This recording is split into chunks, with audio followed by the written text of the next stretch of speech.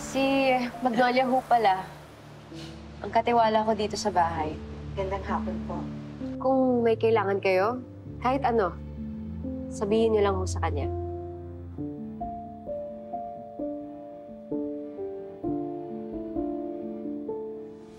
Masyado po mabilis. Imposible po yung pinapagawa niyo. Anong problema, Amira? Masyado mong iniinda kung anong nararamdaman mo ngayon. Mag-ingat ka lang, Amira. Matinding peligro ang pinasok mo. Lalo na ngayon na alam nila na paparating ka na.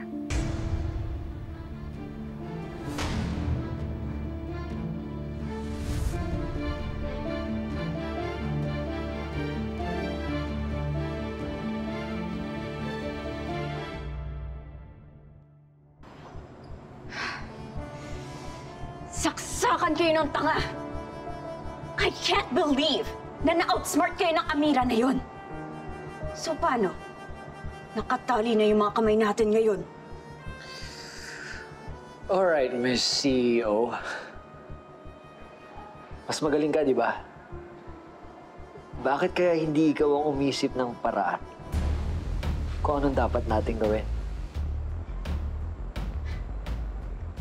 So ako na lang lagi? Paano? Aantayin natin ang susunod na birada ni Amira sa atin? Just to give you guys a hint, hindi lamang ang pagpatay kay Amira ang posibleng solusyon.